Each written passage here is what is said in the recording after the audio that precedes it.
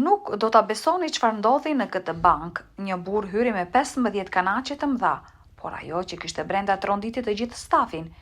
Shikojeni deri në fund për të zbuluar shumën totale dhe monedhën e rrallë me vlerë mijëra dollar. Kur Otha Anders hyri përmes dyerve të dyfishta prej xhamit të bankës në qendër të Ruston, zhurma me hapave të tia jehonte nga dyshemeja e shkëlqyeshme prej mermeri. Zhurma e qetë e zakonshme e bankës, njerëzit që bisedonin butë, tastiera që klikonin, u zbe papritur, ndërsa një klithmë metalike e mprehtë theu ajrin. Otha po shtynte një karrocë me rrota të mbushur lart me 15 kanaçe të mëdha, 5 gallonëshe, dhe çdo rrotë kërciste me zë të lartë në çdo hap përpara. Kokat u kthyen, bisedat u ndërpren, holli i bankës ra në një heshtje të çuditshme. Të gjithë syt u fiksuan në atë që po sillte brenda, kanaçet. Plastike ishin mbushur plot, pothuajse duke u derdhur me peni mijëra prej tyre. Mund të shihej shkëlqimin e tyre të bakrit të zbeht përmes anëve të kontejnerëve. Otha, i cili ishte i njohur mirë në Ruston për rolin e tij të gjatë në bordin shkollor të Jacksonit, ishte parë gjithmonë si një djalë i qëndrueshëm i tipit të shkollës së vjetër.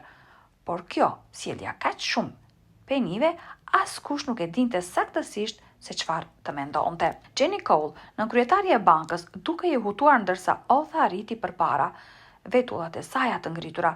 Zoti Anders, çfarë në të vërtetë keni sjell me vete sot? Pyeti ajo, edhe kurioze edhe e shtangur. Otha i dha një buzëqeshje të lodhur, por të kënaqur. 45 vjet peni, tha ai. Mendova se ishte koha të zbuloj se çfarë kam këtu.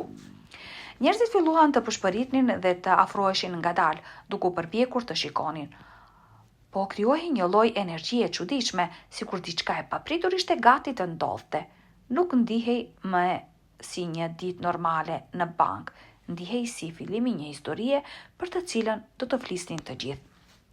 E gjithë puna kishte filluar me vetëm një peni që Otha vuri re në trotuar gati 50 vjet më parë.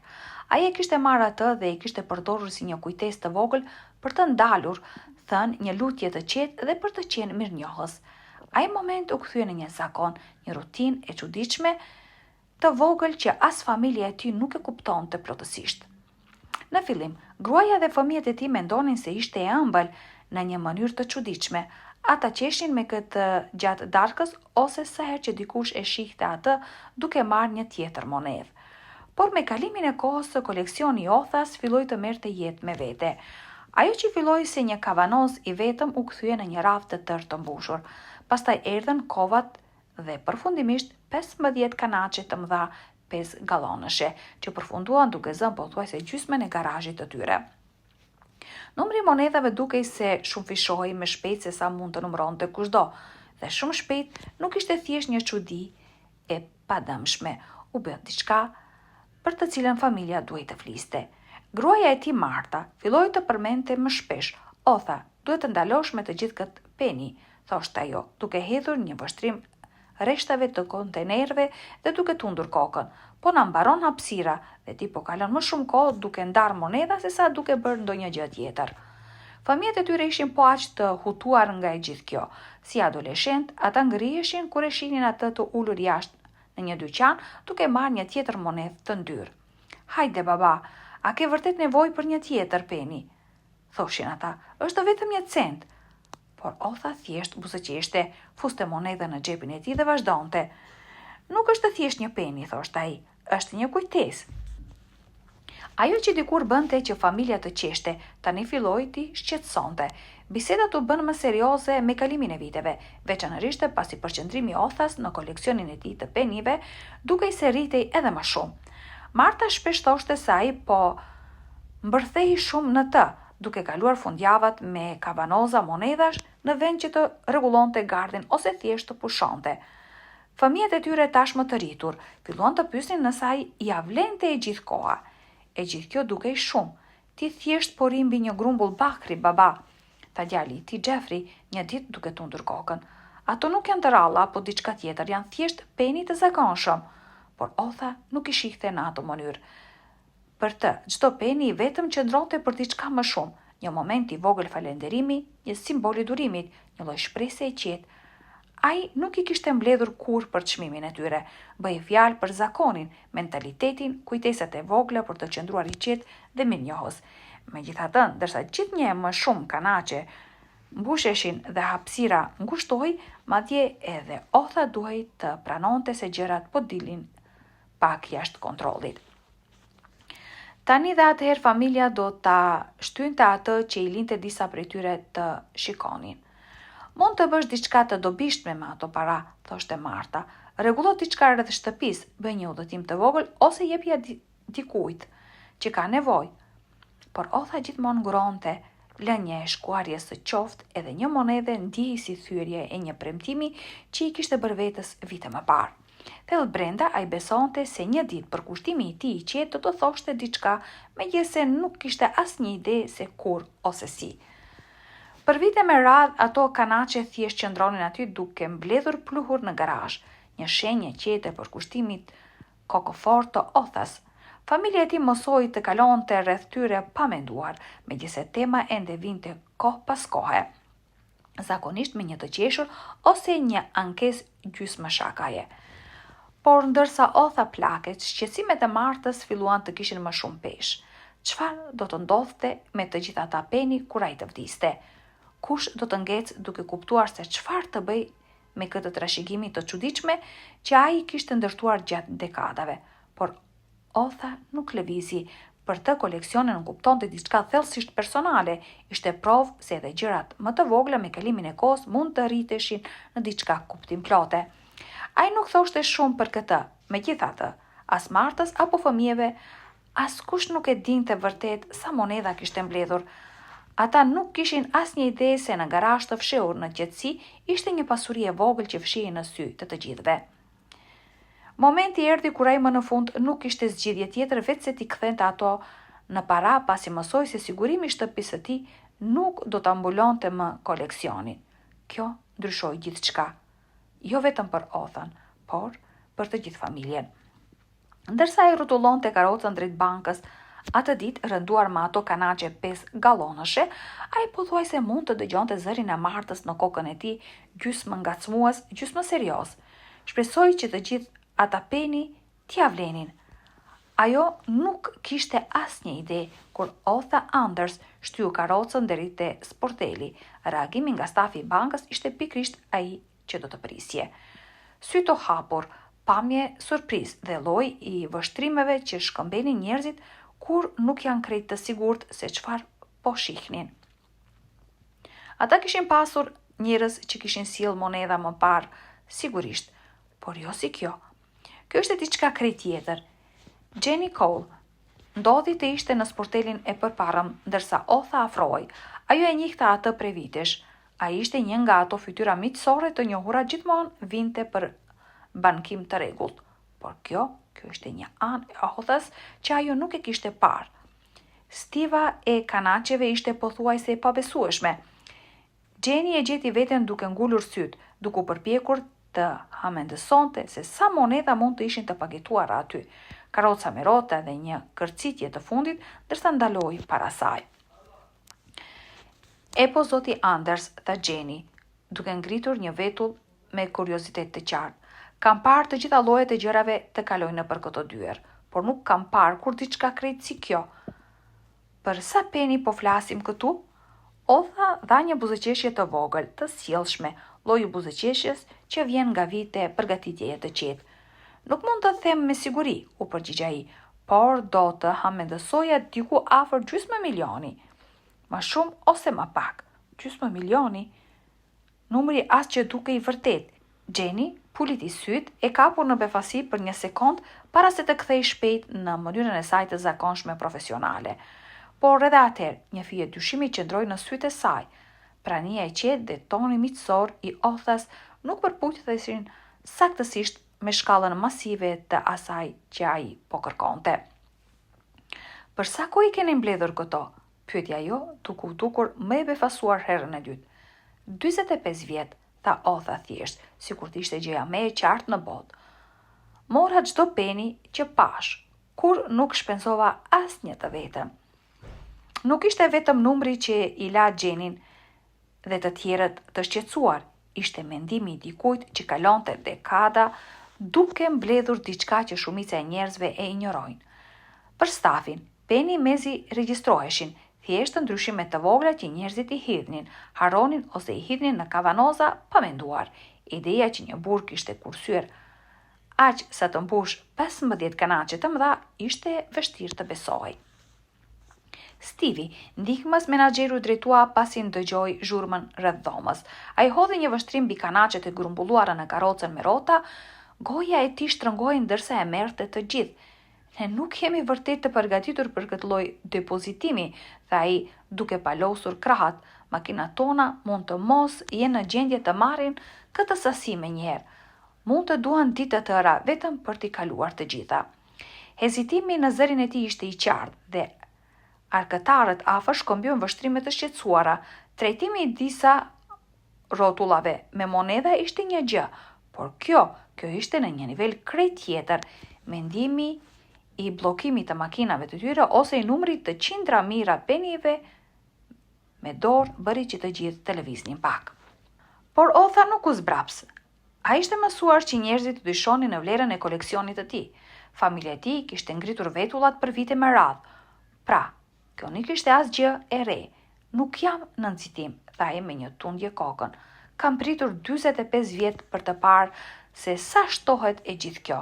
Nëse duan disa orë ose disa ditë, unë mund të pres. Arkëtarët hodhën vështrime ndaj njëri tjetrit, një tension i qetë kaloi mes tyre. Asnjëri prej tyre nuk ishte saktësisht i emocionuar për të drejtuar një depozit kaq masive monedhash, por askush nuk donte të largonte as Andersin. Ai kishte qenë një klient i rregullt në bank për vite me radhë. Jenny, duke ndjer rritjen e hezitimit, ndërhyri për të lehtësuar momentin. Do të gjejmë diçka, zoti Anders, tha ajo duke u përpjekur të mbante zërin e saj të qëndrueshëm. Thjesht kjo është pak më shumë se sa prisnim. Ekipi filloi punën, duke kuptuar se do të ishte një ditë e gjatë. Ata nxorën makinat e vjetra të numrimit të monedhave, i fshin pluhurin dhe i futën në prizë.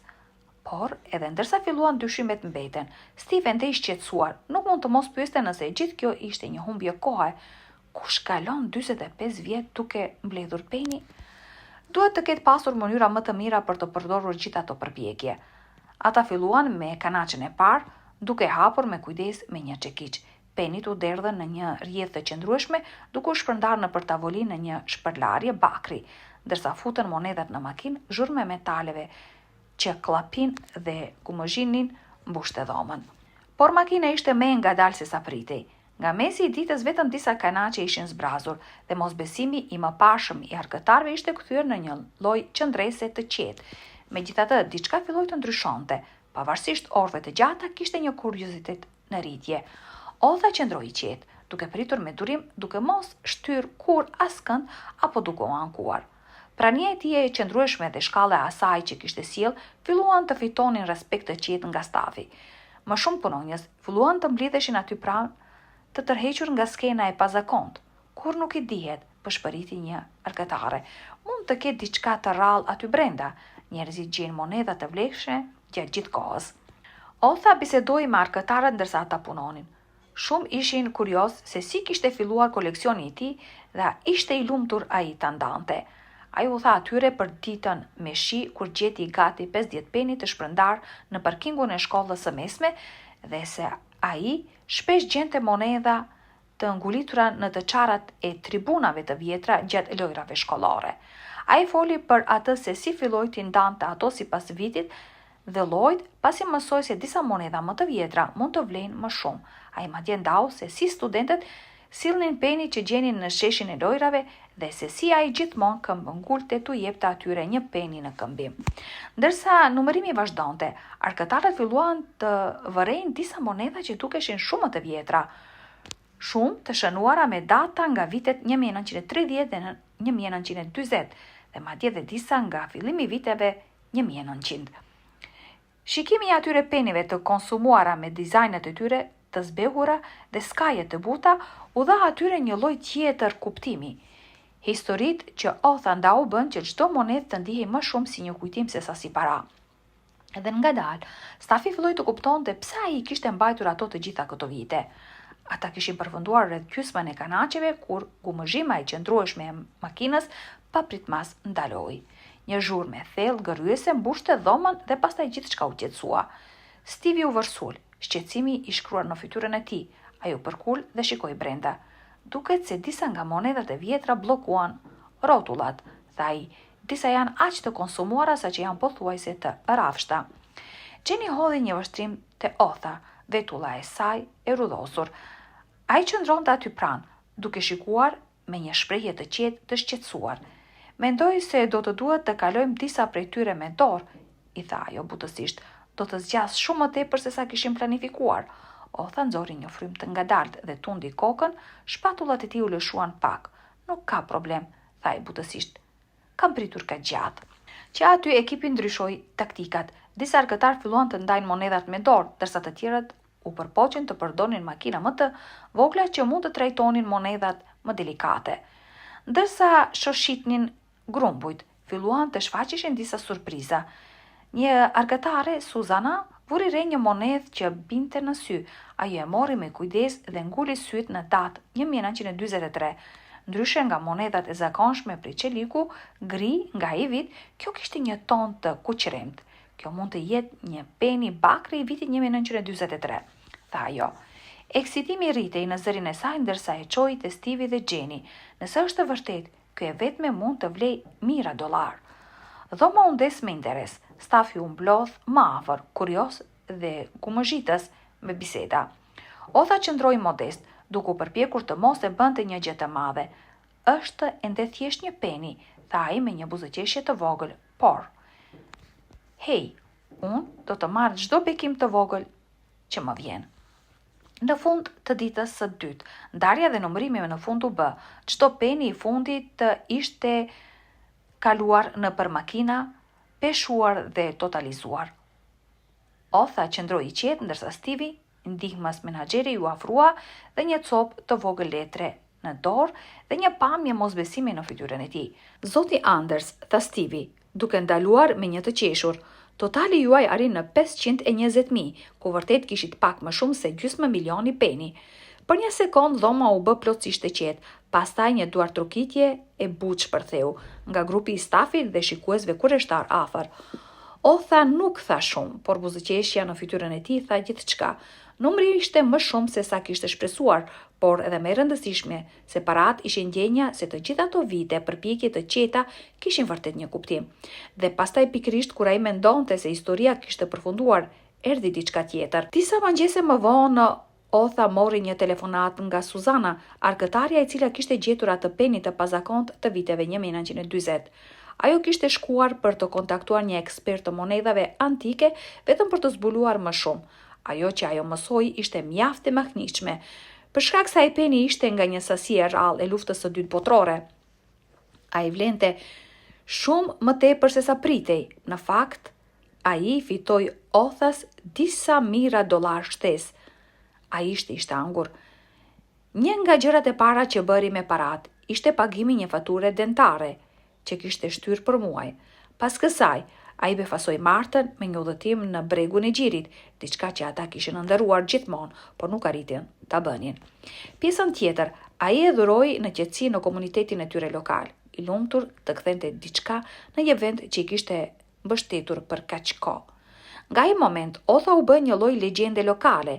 Njerëzit e njihnin si njeriu i penive, një simbol i asaj se si durimi, mirënjohja dhe një zemër e qëndrueshme mund të kthejnë diçka të vogël në diçka kuptim plot. Ai mund t'i ketë të kthyer monedhat në para, por historia jetoi. Udhëtimi i tij u bë një kujtesë se edhe gjërat më të vogla në jetë mund të shtohen në mënyrë që ne nuk i presim. Çfarë mendoni se ishte më e rëndësishme për Othan?